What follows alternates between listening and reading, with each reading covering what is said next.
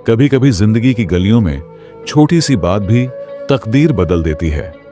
एक रात 3 बहनों की हंसी ने एक बादशाह की तकदीर से टकराकर कहानी लिख दी, जहां हसरत, हसद और सच्चाई का इम्तिहान शुरू हुआ।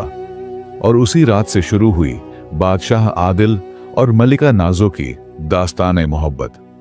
कभी कभी जिंदगी की गलियों में इंसानों की छोटी छोटी बातें बड़ी तकदीरें बदल देती हैं। एक समय की बात है, ईरान का एक बादशाह था, बादशाह आदिल। वह बहुत इंसाफ पसंद और अपनी रियाया की हालात से वाकिफ रहने वाला था। उसकी आदत थी कि वह कभी कभी भेस बदलकर शहर की गलियों में निकलता ताकि लोगों की अच्छाई बुराई देख सके। एक दिन वह अपने वजीर के साथ शहर की गलियों में निकला। चलते चलते उसने एक तंग गली में एक मकान के पास रुककर दरवाजे से झांका। वहां 3 बहनें चरखा काट रही थीं।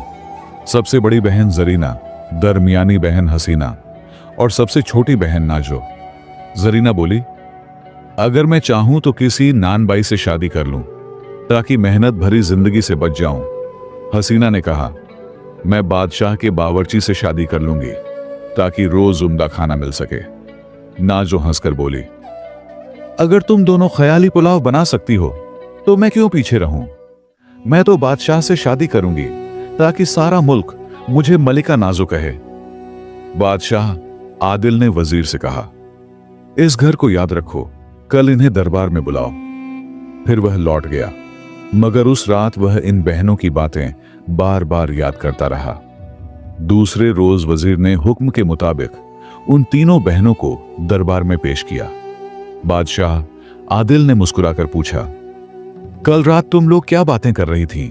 तीनों घबरा गईं, मगर बादशाह आदिल ने कहा, डरने की जरूरत नहीं, जो बात दिल में है वो बयान करो।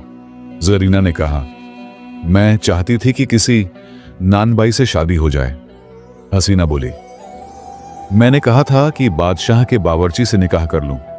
और नाजो ने झिझकते हुए कहा, मैंने तो मजाक में कहा था कि अगर मुकद्दर में हो तो खुद बादशाह से निकाह कर लूं और मलिका बन जाऊं। यह सुनकर बादशाह आदिल मुस्कुराया और बोला, ठीक है, आज से तुम्हारी दुआ कबूल हुई।